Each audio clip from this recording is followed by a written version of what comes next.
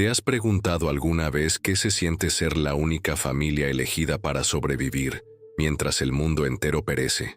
Imagina por un momento, eres testigo del fin de la civilización, escuchas los gritos desesperados de millones de personas y sabes que tú podrías haber sido uno de ellos. Hoy vamos a descubrir la historia más impactante jamás registrada, la vida del hombre que vio morir a toda la humanidad y fue elegido para comenzar de nuevo. Noé no era un superhéroe, era un hombre común, con miedos, dudas y una familia que proteger, pero que tomó la decisión más difícil de la historia humana: obedecer a Dios cuando todo el mundo se burlaba de él. Durante los próximos 59 minutos, te llevaré a un viaje que cambiará para siempre tu perspectiva sobre la obediencia, la fe y el propósito divino. Pero aquí viene algo que te va a impactar.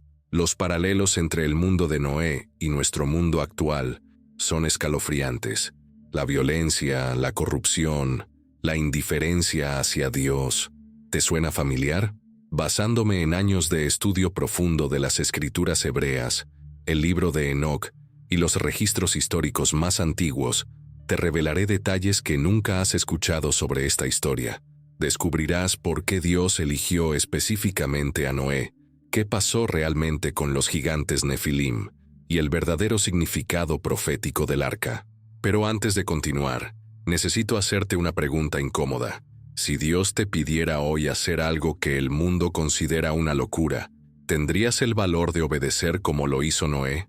Porque al final de este video, entenderás que la historia de Noé no es solo del pasado, es una advertencia, una promesa y una invitación para nuestros días. Prepárate para conocer al hombre que salvó a la humanidad y presenció el juicio más devastador de todos los tiempos. Esta es la verdadera historia de Noé. Imagina un mundo donde la violencia era tan común que matar por placer se había vuelto entretenimiento. Génesis 6:5 nos revela una realidad escalofriante. Vio Jehová que la maldad de los hombres era mucha en la tierra, y que todo designio de los pensamientos del corazón de ellos era de continuo solamente el mal. La palabra hebrea ra, que se traduce como maldad, implica una corrupción tan profunda que había infectado el ADN mismo de la civilización. Los descendientes de Set, que habían mantenido el culto a Dios, se mezclaron con los descendientes de Caín, creando una sociedad donde lo sagrado se profanó completamente. Pero aquí viene el detalle que te va a impactar. El texto original sugiere que esta corrupción no era solo moral, sino física y espiritual. Los hijos de Dios mencionados en Génesis 6:2 tomaron por esposas a las hijas de los hombres, resultando en una hibridación que alteró la genética humana original. Esta unión antinatural produjo los Nefilim, seres de gran estatura que dominaron la tierra con violencia extrema. La arqueología moderna ha encontrado evidencia de civilizaciones antediluvianas, con tecnología avanzada y prácticas ocultas. Tablillas sumerias describen rituales de sangre, adoración a entidades demoníacas y una sociedad donde la perversión sexual era norma. El libro de Enoc detalla cómo estos seres caídos enseñaron a la humanidad artes prohibidas: brujería, fabricación de armas, cosméticos para la vanidad y astrología para la idolatría. Dios no es un tirano caprichoso. Su decisión de enviar el diluvio fue el último recurso divino ante una humanidad que había cruzado el punto de no retorno. Pero en medio de esta oscuridad total, había un hombre que brillaba como una luz solitaria. ¿Qué hace que una persona permanezca pura en medio de la corrupción total? Hebreos 11:7 nos da la clave. Por la fe Noé, cuando fue advertido por Dios acerca de cosas que aún no se veían, con temor preparó el arca en que su casa se salvase. El nombre Noé significa descanso o consolación, y fue profético. Su padre Lamec declaró en Génesis 5:29, «Este nos aliviará de nuestras obras y del trabajo de nuestras manos, a causa de la tierra que Jehová maldijo». Lamec sabía que su hijo traería algo especial al mundo, pero aquí está el gancho que cambiará tu perspectiva. Noé no era perfecto. La palabra hebrea, tzadik, que se traduce como justo, no significa sin pecado, sino en correcta relación con Dios. Noé tenía la misma naturaleza caída que todos, pero eligió caminar con Dios en una generación que había abandonado completamente la fe. ¿Cuál era su secreto? Génesis 6:9 nos revela 3 características distintivas. Era justo, perfecto en su generación, y caminaba con Dios. Perfecto, aquí viene del hebreo tamim, que significa completo, íntegro, no contaminado. Mientras el mundo se hibridizaba con entidades caídas, Noé mantuvo su linaje puro. Su justicia no era pasiva. Noé era un pregonero de justicia, según 2 Pedro 2:5. Durante 120 años predicó arrepentimiento mientras construía el arca. Cada martillazo era un sermón, cada tabla colocada era una advertencia. Imaginemos la presión social. Sus vecinos lo consideraban loco, sus contemporáneos se burlaban, pero él persistió. La diferencia crucial era su comunicación con Dios. Mientras otros consultaban a los Nefilim o practicaban ocultismo, Noé mantenía una relación directa con el Creador. Esta intimidad divina le permitió recibir instrucciones específicas que salvarían a toda la humanidad futura. Pero ¿cómo reaccionó cuando Dios le reveló su plan devastador? Imagina recibir la noticia más terrible de la historia. Dios va a destruir todo lo que conoces. Génesis 6:13 registra las palabras exactas. Dijo, pues, Dios a Noé, he decidido el fin de todo ser, porque la tierra está llena de violencia a causa de ellos, y he aquí, que yo los destruiré con la tierra. Este no fue un sueño ni una visión confusa. El texto hebreo indica una comunicación directa, audible y clara. Dios utilizó la misma forma de comunicación que había usado con Adán en el Edén. Noé escuchó la voz del Creador con la misma claridad que nosotros escuchamos una conversación normal. Pero aquí viene el detalle que te va a estremecer. Dios no solo anunció destrucción, sino que reveló el método, el tiempo y la solución. Hazte un arca de madera de gofer. Fueron las siguientes palabras. Imagina el shock de Noé. Nunca había llovido sobre la tierra. Génesis 2:6 menciona que un vapor subía de la tierra. No existían océanos como los conocemos, y él debía construir un barco gigantesco. Las instrucciones fueron específicas hasta el último detalle. 300 codos de largo, 50 de ancho, 30 de alto, 3 pisos, ventanas, puerta lateral, compartimientos para cada especie. Dios no dejó nada al azar ni a la interpretación humana. Cada medida tenía un propósito divino que descubriríamos después. ¿Cuál fue la reacción de Noé? Génesis 6:22 es contundente. Y lo hizo así Noé. Hizo conforme a todo lo que Dios le mandó.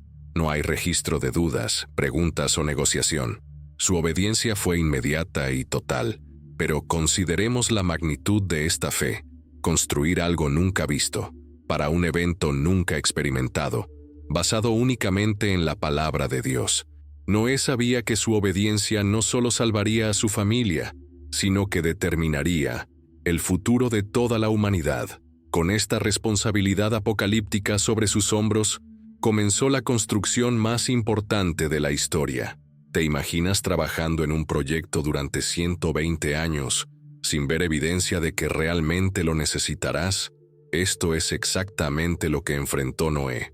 Cada día durante más de 4 décadas, despertaba para continuar construyendo la embarcación más grande jamás construida por manos humanas, basado únicamente en la promesa de Dios. La palabra hebrea, teba, que se traduce como arca, es la misma usada para la canasta donde fue salvado Moisés. No es casualidad. Ambos recipientes representan salvación divina en medio del juicio. Pero aquí viene el detalle que te va a asombrar. Las dimensiones del arca revelan una proporción matemática perfecta para estabilidad marina, algo que la ingeniería moderna confirmó recién en el siglo XX. Con 150 metros de largo, 25 de ancho y 15 de alto, el arca tenía la capacidad equivalente a 522 vagones de tren. Su forma rectangular alargada no era para velocidad, sino para estabilidad máxima en aguas turbulentas. Dios diseñó la embarcación perfecta para sobrevivir el cataclismo más violento de la historia. La madera de gofer sigue siendo un misterio. Algunos eruditos sugieren que era ciprés resinoso, Otros proponen una madera antediluviana extinta. Lo cierto es que debía ser tratada con copher, brea, por dentro y por fuera, creando una impermeabilización total. Imagina la logística: obtener materiales, transportarlos, cortar cada tabla con herramientas primitivas, ensamblar esta estructura masiva. Noé necesitó ayuda. Probablemente contrató trabajadores que se burlaban del proyecto mientras lo construían. Cada día era un acto de fe pura. ¿No te parece increíble esta demostración de obediencia? Si esta historia te está impactando como a mí, dale like a este video y suscríbete para más revelaciones bíblicas que cambiarán tu perspectiva. Ahora, mientras Noé martillaba incansablemente, el mundo a su alrededor se hundía cada vez más en una violencia que tenía orígenes sobrenaturales. ¿Sabías que la violencia en los días de Noé no era solo humana, sino que tenía raíces demoníacas? Los Nefilim, mencionados en Génesis 6:4, no eran simplemente hombres valientes, como algunas traducciones sugieren. El término hebreo, Nefilim, viene de Nafal, que significa caídos, refiriéndose a seres híbridos nacidos de la unión entre hijos de Dios y hijas de los hombres. El libro de Enoc, citado por Judas en el Nuevo Testamento, proporciona detalles escalofriantes. Estos gigantes alcanzaban alturas de 300 codos, aproximadamente 135 metros, devoraban toda la producción humana, y cuando ésta se acabó, comenzaron a comer carne humana y a beber sangre. La tierra literalmente clamaba por justicia bajo sus pies. Pero aquí está el gancho que te va a impactar. Evidencia arqueológica moderna respalda estas afirmaciones. Esqueletos gigantes han sido encontrados en todos los continentes, muchos con cráneos elongados y estructuras óseas anómalas. El Smithsonian Institute admite haber confiscado miles de estos hallazgos para proteger la narrativa evolutiva establecida. Los textos cuneiformes sumerios describen a los Anunnaki como seres que descendieron del cielo y se mezclaron con la humanidad. Sus descendientes, los Nefilim, establecieron una tiranía global donde la tecnología avanzada se combinaba con prácticas ocultas. Construyeron megalitos imposibles, practicaron alquimia genética y corrompieron tanto la naturaleza humana como animal. La violencia que menciona Génesis 6:11 no era solo crimen común.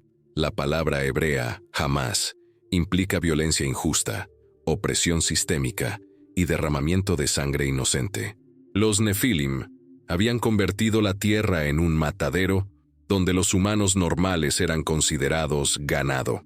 Esta corrupción genética amenazaba el linaje mesiánico prometido en Génesis 3:15.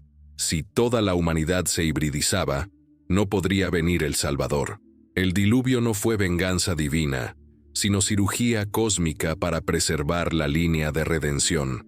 Mientras estos gigantes aterrorizaban la tierra, Noé seguía construyendo, siguiendo un diseño divino que pronto revelaría su genialidad. ¿Alguna vez te has preguntado por qué Dios fue tan específico con las medidas del arca? Cada codo, cada compartimiento, cada ventana tenía un propósito divino que va más allá de la funcionalidad básica. Estamos ante la primera embarcación diseñada directamente por el Creador del universo. La proporción 30:5:3, largo, ancho, alto, es matemáticamente perfecta para estabilidad marina. Los ingenieros navales modernos han confirmado que esta ratio proporciona el equilibrio óptimo entre capacidad de carga y resistencia a volcaduras. ¿Casualidad? Imposible. El arquitecto divino conocía las leyes físicas que él mismo había establecido. Los 3 pisos representaban una jerarquía perfecta: el inferior para desechos y provisiones, el medio para animales, el superior para la familia de Noé. La ventana de un codo de altura alrededor de toda la embarcación aseguraba ventilación continua. La puerta lateral, no en los extremos, proporcionaba acceso seguro sin comprometer la integridad estructural. Pero aquí viene el detalle que te va a fascinar. El arca era un microcosmos del plan de salvación. La única entrada representa a Cristo. Yo soy la puerta. Los 3 niveles simbolizan espíritu, alma y cuerpo, y las habitaciones separadas muestran cómo Dios preserva la diversidad en la unidad. La palabra kofer, brea, que impermeabilizaba el arca, es la misma raíz de kippur, expiación. El arca estaba literalmente expiada por dentro y por fuera, prefigurando cómo la sangre de Cristo nos cubre completamente del juicio divino. Las dimensiones también revelan significados proféticos. 300 codos de longitud pueden representar los años desde Noé hasta Abraham. 50 codos de ancho simbolizan el jubileo. 30 codos de altura reflejan la edad ministerial. Cada medida contaba una historia de redención. Mientras Noé ensamblaba cada tabla, siguiendo exactamente las instrucciones divinas, el mundo que lo rodeaba lo observaba con creciente desprecio y burla. Pero la fe verdadera siempre parece locura a los ojos del mundo. Puedes imaginar ser el hazmerreír de tu ciudad durante 120 años. Cada día, Noé caminaba hacia su obra mientras escuchaba risas, burlas y comentarios despectivos. «Ahí va el loco del barco», gritaban los niños. Los adultos inventaban chistes crueles sobre el profeta que esperaba lluvia en un mundo sin nubes.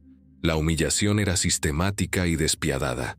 En una cultura donde el honor social era fundamental, Noé se convirtió en el símbolo de la locura religiosa. Sus antiguos amigos lo evitaban. Los comerciantes le cobraban precios exorbitantes por considerarlo demente, y probablemente sus propios hijos enfrentaron discriminación por ser hijos del constructor de barcos. Pero aquí viene el gancho que cambiará tu perspectiva sobre la perseverancia.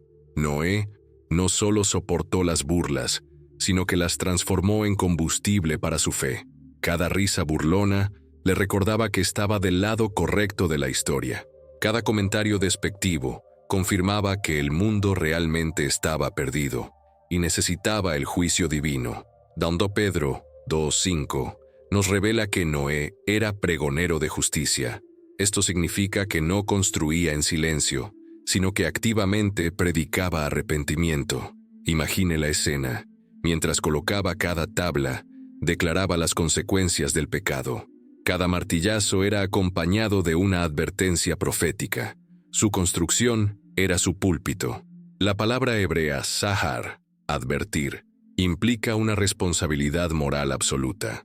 Noé sabía que Dios le había dado una misión doble: construir el arca y advertir a la humanidad. Su conciencia estaba limpia porque había cumplido ambas tareas fielmente. La psicología de la muchedumbre es fascinante. Mientras más loco parecía Noé, más se fortalecía la incredulidad colectiva.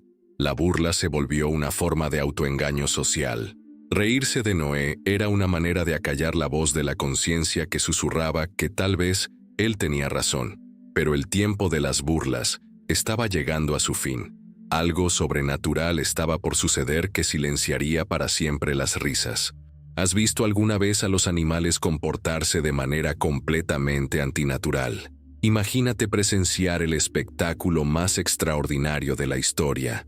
Millones de criaturas de toda especie, marchando pacíficamente hacia el arca de Noé, como obedeciendo a una llamada invisible e irresistible. Génesis 7:9 dice claramente: vinieron a Noé al arca. Los animales no fueron capturados ni cazados. Vinieron por iniciativa propia, guiados por un instinto divino que superaba todas las leyes naturales conocidas. Depredadores caminando junto a sus presas, especies territoriales compartiendo el mismo sendero, animales de diferentes continentes convergiendo hacia un solo punto. Pero aquí está el detalle que te va a asombrar. Este no fue un evento gradual de días o semanas. El texto hebreo sugiere una migración masiva y coordinada, que duró exactamente 7 días. Imagine la logística divina. Cada especie llegó en el momento preciso, en el orden perfecto, con el comportamiento exacto necesario para ingresar al arca sin conflictos. Los animales limpios vinieron de 7 en 7, 7 parejas. Los inmundos de 2 en 2. ¿Cómo sabían esta distinción? No existía aún la ley mosaica que definía estas categorías. Era conocimiento instintivo implantado directamente por Dios para este momento específico. La palabra hebrea, ruach, espíritu, que se menciona en Génesis 7:15, indica que cada criatura llegó con aliento de vida. No eran zombies ni autómatas, sino animales conscientes que obedecían un llamado espiritual superior a su programación biológica. Los paleontólogos estiman que han existido aproximadamente 1.5 millones de especies terrestres. Sin embargo, considerando solo los tipos o baramín hebreos, familias genéticas, el arca necesitaba acomodar aproximadamente 16.000 animales. Dios había calculado perfectamente la capacidad. Mientras las criaturas formaban esta procesión sobrenatural hacia la salvación, la humanidad observaba con una mezcla de fascinación y terror creciente. El milagro había comenzado, pero las advertencias finales estaban por llegar. ¿Alguna vez has advertido a alguien sobre un peligro mortal y te han ignorado completamente? Los últimos 7 días antes del diluvio fueron los más dramáticos en la historia de las oportunidades perdidas. Mientras los animales marchaban hacia el arca, en una demostración sobrenatural innegable, la humanidad eligió la negación total. Génesis 7:4 registra las palabras finales de Dios: porque pasados aún 7 días, yo haré llover sobre la tierra 40 días y 40 noches. Esta fue la advertencia más específica jamás dada. Fecha exacta, duración precisa, consecuencias definitivas. No quedaba espacio para interpretaciones ambiguas, pero aquí viene el gancho que revelará la naturaleza del corazón humano. A pesar de presenciar el milagro más extraordinario jamás visto, la migración animal sobrenatural, la gente no solo ignoró las advertencias, sino que las burlas se intensificaron. La evidencia sobrenatural no convenció a nadie. Al contrario, endureció más los corazones. Jesús mismo hace referencia a estos días en Mateo 24:37-39. Comían y bebían, se casaban y se daban en casamiento.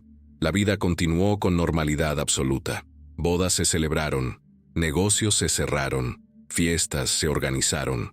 La humanidad había desarrollado una sordera espiritual terminal. La psicología de la incredulidad es fascinante. Mientras más evidente se volvía la advertencia divina, más desesperadamente la gente se aferraba a la normalidad. Admitir que Noé tenía razón significaba reconocer 120 años de rebelión y burla. El orgullo humano prefirió la destrucción antes que la humillación del arrepentimiento.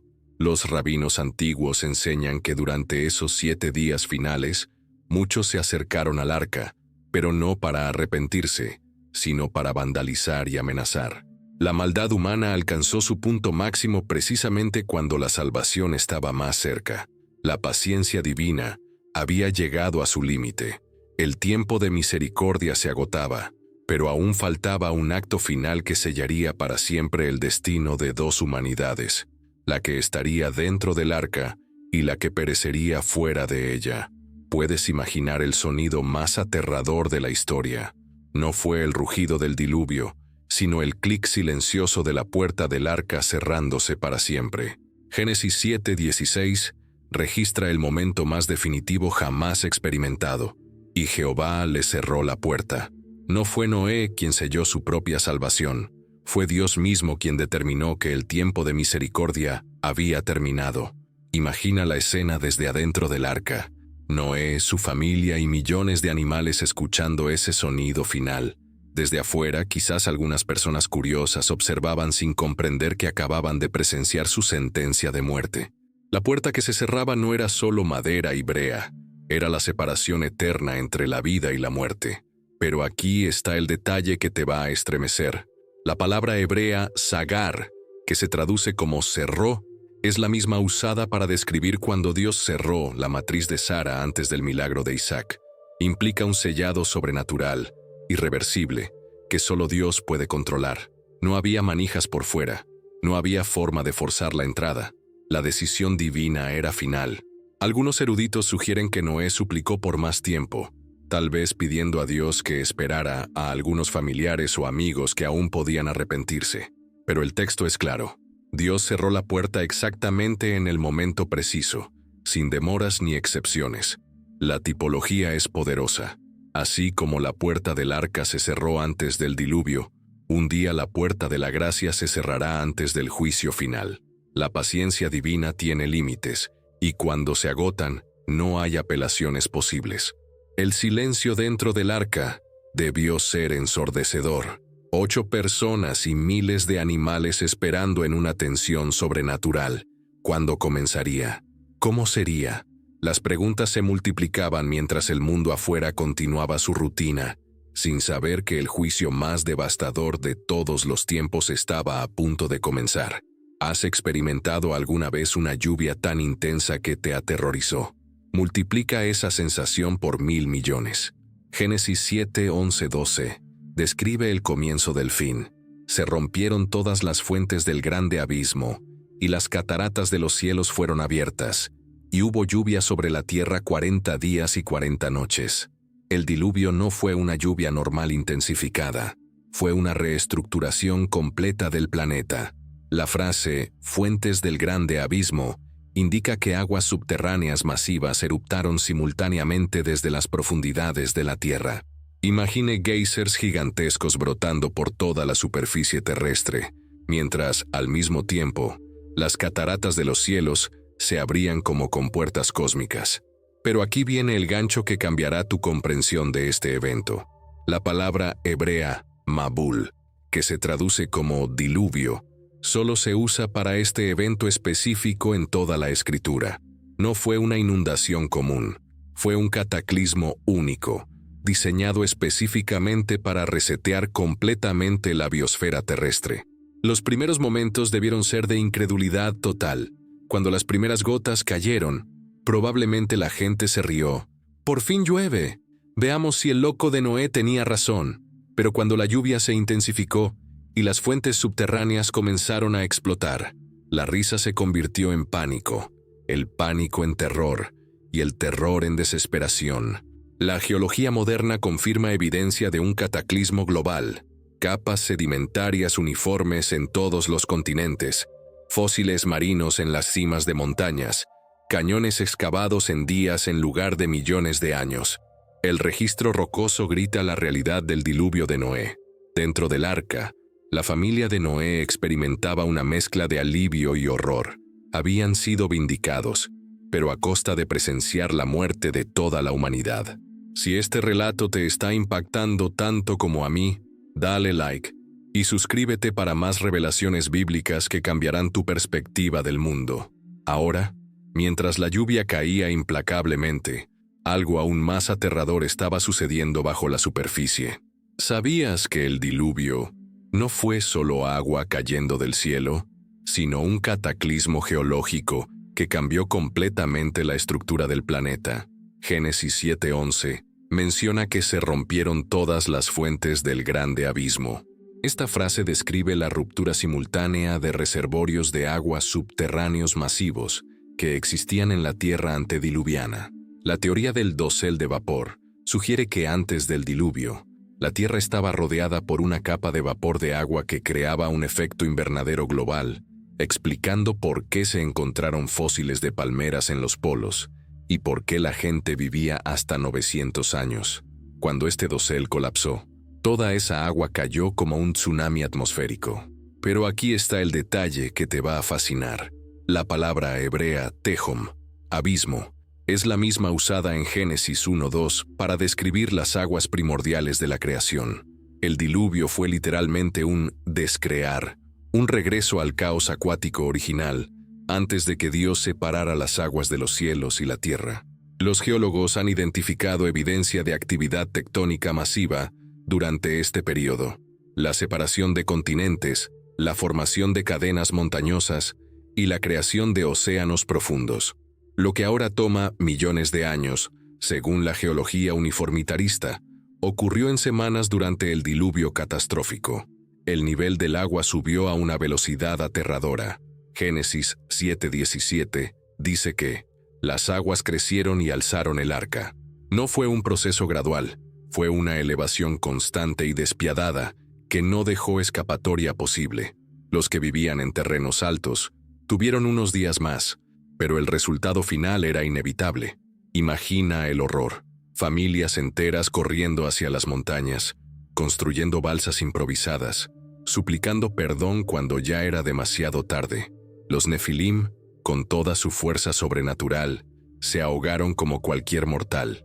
No había tecnología, magia ni poder que pudiera resistir el juicio divino. Mientras el agua continuaba subiendo implacablemente, dentro del arca, la familia de Noé comenzaba a comprender la magnitud del trauma que estaban presenciando. ¿Puedes imaginar vivir dentro de una caja flotante mientras escuchas los gritos agonizantes de toda la humanidad muriendo afuera? La experiencia psicológica de la familia de Noé durante el diluvio fue probablemente el trauma más intenso jamás experimentado por seres humanos. 8 personas, encerradas con miles de animales, presenciando el apocalipsis desde primera fila. El estruendo era ensordecedor, lluvia martillando el techo de madera, fuentes subterráneas explotando como cañones, el crujido constante del arca mientras las olas la zarandeaban. Pero lo más perturbador no era el ruido de la tormenta, sino los sonidos humanos que gradualmente se fueron silenciando. Primero gritos desesperados, luego súplicas ahogadas, finalmente, silencio mortal. Pero aquí viene el detalle que te va a impactar. Noé y su familia no solo sobrevivieron físicamente, sino que mantuvieron su cordura y fe durante esta experiencia traumática. ¿Cómo? La respuesta está en Hebreos 11:7. Por la fe Noé fue hecho heredero de la justicia que viene por la fe. Su confianza en Dios era su ancla emocional.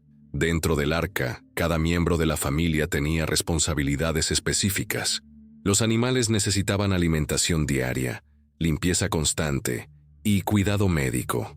Este trabajo físico probablemente fue terapéutico, dándoles propósito en medio del caos. La rutina se convirtió en salvavidas psicológico. Las conversaciones familiares debieron ser intensas. ¿Hablaban sobre los amigos que habían perecido? ¿Noé consolaba a sus hijos cuando lloraban por la pérdida de sus contemporáneos? ¿Su esposa cuestionaba la decisión de obedecer a Dios cuando el costo emocional era tan alto? La palabra hebrea tamim, que describe a Noé como perfecto, no significa sin emociones, sino íntegramente comprometido con Dios. Él también lloraba, también sentía dolor, pero su fe era más fuerte que su trauma. Mientras las aguas continuaban subiendo día tras día, la familia de Noé enfrentaba una pregunta aterrorizante. ¿Cuándo pararía este infierno acuático? ¿Has experimentado alguna vez el silencio absoluto de Dios cuando más necesitabas escuchar su voz? Después de comunicarse directamente con Noé durante décadas, Dios guardó silencio total durante los 150 días más largos de la historia humana. Génesis 7:24 registra fríamente, y prevalecieron las aguas sobre la tierra 150 días. 5 meses flotando sobre un cementerio global. 5 meses sin una palabra de Dios. 5 meses preguntándose si alguna vez tocarían tierra firme otra vez. El arca se había convertido en una prisión flotante, donde la única compañía eran los rugidos, gruñidos y lamentos de animales traumatizados que también sentían que algo terrible había ocurrido en el mundo. Pero aquí está el gancho que revelará una verdad profunda sobre la fe. El silencio de Dios no significa su ausencia. Génesis 8:1 comienza con palabras que cambian todo. Y se acordó Dios de Noé. El hebreo sakar no significa que Dios había olvidado y después recordó. Significa que llegó el momento divino para actuar. Dios había estado presente y atento cada segundo. Imagina las noches dentro del arca. Oscuridad total. El balanceo constante sobre aguas que cubrían cadáveres de gigantes y humanos por igual. Sin luna, sin estrellas, sin referencias terrestres. Solo el sonido hipnótico del agua golpeando el casco y los suspiros ocasionales de animales inquietos. Durante estos meses, Noé probablemente batalló con depresión, ansiedad y duda. ¿Había escuchado correctamente a Dios? ¿Era realmente el plan divino que flotaran para siempre? ¿Qué pasaba si el arca se rompía? Sus hijos quizás lo cuestionaron. Su esposa tal vez lloró en silencio. El silencio divino era una prueba de fe tan intensa como la construcción del arca. Cualquiera puede obedecer cuando Dios habla claramente, pero ¿quién persevera cuando Dios calla? Si esta historia de resistencia te está inspirando tanto como a mí, Dale like y suscríbete para más lecciones bíblicas que fortalecerán tu fe en los momentos difíciles. Pero después de meses de espera agonizante, finalmente algo cambió. ¿Puedes imaginar la emoción de sentir por primera vez que el arca ya no se movía tanto? Después de 150 días de balanceo constante sobre aguas profundas, Génesis 8:3 registra el momento más esperado, y las aguas decrecían gradual y constantemente de sobre la tierra. No fue un cambio súbito, sino un proceso gradual que inicialmente solo Noé, con su experiencia de décadas navegando, pudo detectar. Las primeras señales fueron sutiles. El patrón de las olas cambió. El arca se balanceaba con menos intensidad y ocasionalmente se escuchaban sonidos diferentes cuando el casco tocaba algo sólido. Rocas, montañas sumergidas. Cada toque era una promesa de que la tierra sólida aún existía bajo las aguas. Pero aquí viene el detalle que te va a emocionar. Dios controló la velocidad exacta del descenso de las aguas. No las hizo desaparecer instantáneamente, lo que habría creado un caos geológico adicional, ni las dejó bajar tan lentamente que la familia perdiera la esperanza. El ritmo divino era perfecto para la sanidad emocional de los sobrevivientes. La palabra hebrea, chazar, que describe el descenso de las aguas, significa faltar o decrecer. Cada día había literalmente menos agua que el anterior. Noé probablemente desarrolló un sistema para medir estos cambios, marcas en el arca, observación de patrones de corrientes, análisis del comportamiento animal.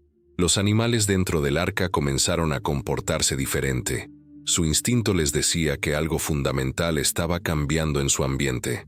Las aves se volvieron inquietas, los mamíferos más alertas, como si sintieran que pronto podrían volver a sus hábitats naturales. Génesis 8:4 marca el momento crucial. Y reposó el arca en el mes séptimo, a los 17 días del mes, sobre los montes de Ararat. Después de meses de incertidumbre flotante, finalmente tocaron tierra firme. Pero tocar tierra no significaba libertad inmediata. Aún faltaban meses antes de poder salir. ¿Puedes imaginar la sensación de sentir tierra sólida bajo tus pies después de casi un año flotando? Génesis 8:4 marca el momento más esperado en la historia. Y reposó el arca en el mes séptimo, a los 17 días del mes, sobre los montes de Ararat. Después de 224 días navegando sobre un mundo muerto, finalmente había algo sólido bajo el arca. El monte Ararat, ubicado en la actual Turquía, se eleva 5.137 metros sobre el nivel del mar. Que el arca haya llegado precisamente a esta montaña no fue casualidad, fue designio divino. La palabra hebrea, nuaj, que describe el reposo del arca, es la misma raíz del nombre Noé, confirmando que este hombre había encontrado su propósito divino. Pero aquí viene el detalle que te va a fascinar. Tocar tierra firme no significaba libertad inmediata. Las aguas aún cubrían la mayor parte del planeta, y Noé sabía que salir prematuramente sería mortal. La paciencia que había demostrado durante 120 años de construcción, ahora se extendía a meses adicionales de espera dentro del arca. Imagina la emoción contenida dentro del arca cuando todos sintieron que el balanceo constante había cesado. Los animales probablemente se comportaron diferente, más alertas, como si supieran instintivamente que algo fundamental había cambiado. Las aves especialmente debieron volverse inquietas, ansiosas por explorar el mundo exterior. Noé estableció un sistema de vigilancia constante. Desde las ventanas del arca, observaba diariamente el nivel de las aguas. Cada centímetro que bajaban era una victoria. Cada roca que emergía era una promesa de restauración. La montaña que los sostenía se convertía gradualmente en una isla de esperanza, en medio de un océano global. Los exploradores modernos han encontrado estructuras de madera preservada en hielo en el monte Ararat, aunque la confirmación definitiva sigue siendo esquiva. Independientemente de los hallazgos arqueológicos, la realidad espiritual permanece. En esta montaña comenzó la nueva humanidad. Pero Noé era demasiado sabio para actuar impulsivamente. Necesitaba confirmación divina antes de abrir las puertas a un mundo completamente transformado. ¿Sabías que el símbolo universal de la paz nació de un experimento científico realizado por Noé? Génesis 8:8-12 describe la estrategia más ingeniosa de exploración en la historia antigua: utilizar aves como drones biológicos para evaluar las condiciones del mundo exterior antes de arriesgar vidas humanas. Primero, envió un cuervo, ave carroñera que podía sobrevivir comiendo cadáveres flotantes y no regresaría hasta encontrar tierra permanente. El cuervo salía y no volvía, según Génesis 8:7, indicando que había encontrado suficientes recursos para sobrevivir afuera, pero también sugiriendo que las condiciones aún no eran ideales para vida pura. Pero aquí está el gancho que cambiará tu perspectiva sobre este relato. La elección de la paloma no fue aleatoria. Esta ave, símbolo de pureza y paz, solo se alimenta de semillas y vegetación fresca. Si una paloma podía sobrevivir afuera, significaba que la vida vegetal había regresado y el ecosistema se estaba restableciendo. El primer vuelo de la paloma resultó en regreso inmediato. No halló dónde sentar la planta de su pie. 7 días después, la segunda misión fue parcialmente exitosa. Regresó con una hoja de olivo en su pico. Revolución total. No solo había tierra seca, sino vegetación viva. El olivo, conocido por su resistencia y longevidad, señalaba restauración permanente. La palabra hebrea taraf, que describe la hoja de olivo, significa fresca o recién arrancada. No era vegetation fósil del mundo antediluviano, sino nueva vida brotando en la tierra renovada. Dios había reiniciado el ciclo de vida vegetal con una velocidad sobrenatural. El tercer vuelo fue definitivo. La paloma no regresó. Había encontrado su nuevo hogar en un mundo limpio.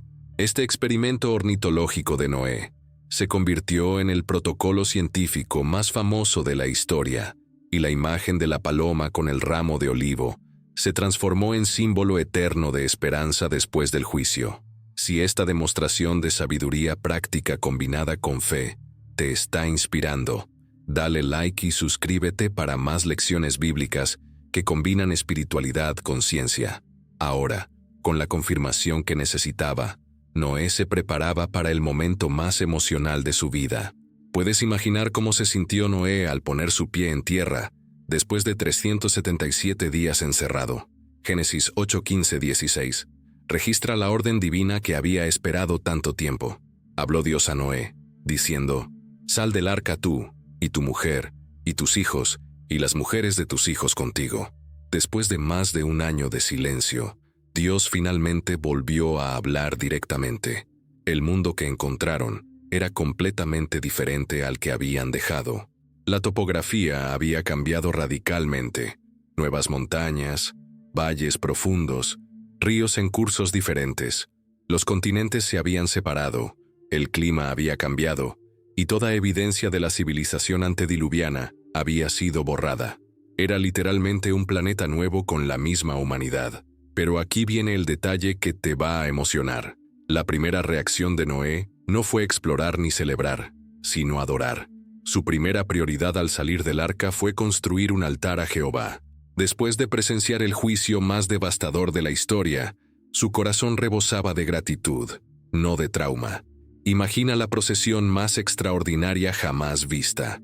Primero Noé y su familia, luego miles de animales saliendo en orden perfecto, cada especie dirigiéndose instintivamente hacia su nuevo hábitat, los leones hacia las pradias, las aves hacia los árboles que comenzaban a crecer, los peces de agua dulce hacia los ríos recién formados. La palabra hebrea yatza, que describe su salida, significa ir adelante o proceder. No era simplemente escapar de una prisión, sino avanzar hacia un propósito divino. Noé sabía que no era solo un sobreviviente, sino el nuevo patriarca de la humanidad renovada. El aire debió oler diferente, limpio, fresco, sin la contaminación de la violencia y corrupción antediluviana. El silencio era profundo pero pacífico, no ominoso como durante el diluvio.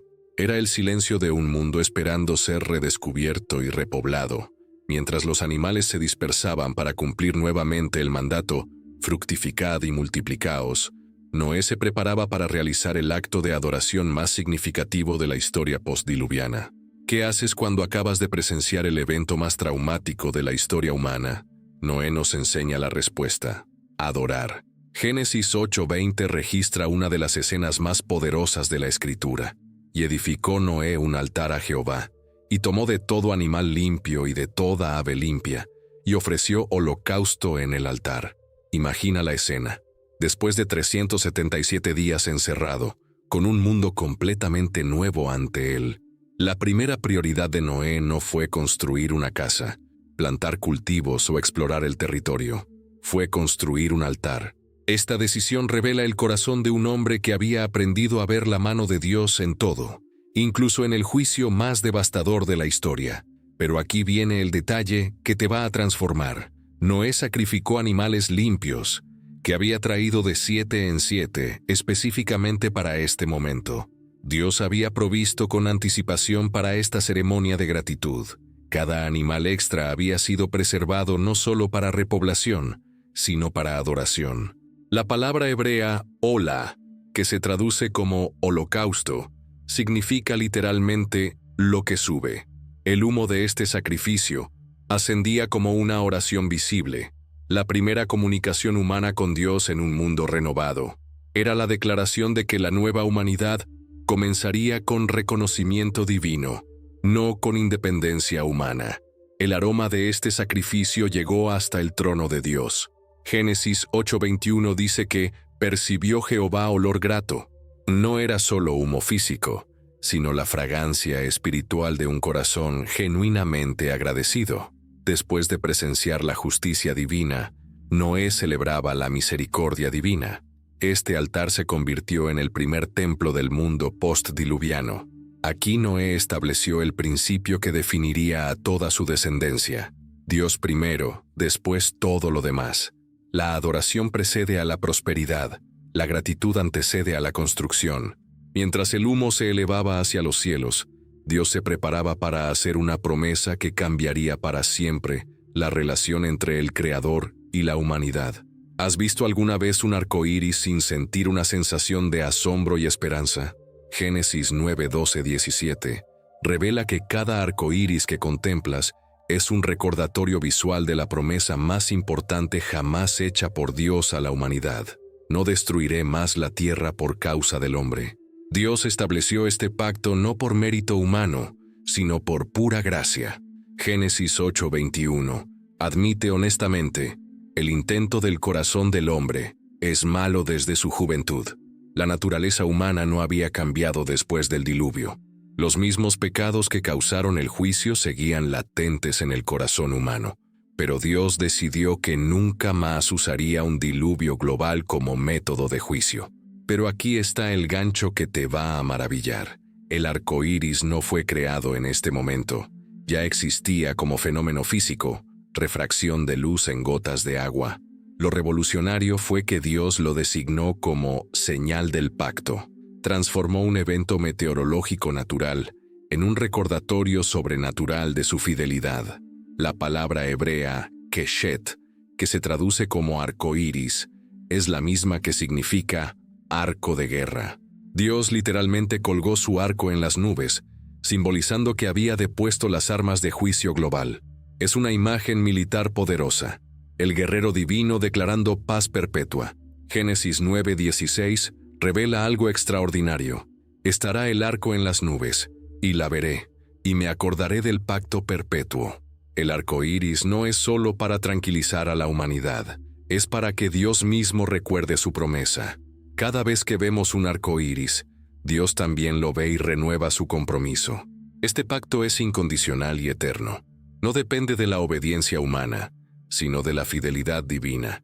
Aunque la humanidad falle, aunque peque, aunque se rebele, nunca más vendrá un diluvio global. La próxima intervención divina será por fuego, no por agua, según 2 Pedro 3:10. Cada arco iris es una invitación a recordar la misericordia de Dios y la segunda oportunidad que Él le dio a la humanidad a través de Noé. La historia de Noé no es solo del pasado, es una advertencia, una promesa y una invitación para hoy. Un hombre común que eligió obedecer a Dios cambió el curso de la historia humana. Su fe inquebrantable durante 120 años de burlas, su perseverancia durante el trauma del diluvio y su gratitud inmediata al salir del arca nos enseñan que la obediencia a Dios siempre vale la pena, sin importar el costo. Si esta historia transformó tu perspectiva, compártela con alguien que necesite esperanza. Suscríbete y activa las notificaciones porque en el próximo video descubriremos los secretos ocultos de la Torre de Babel y cómo la rebelión humana desafió nuevamente al cielo.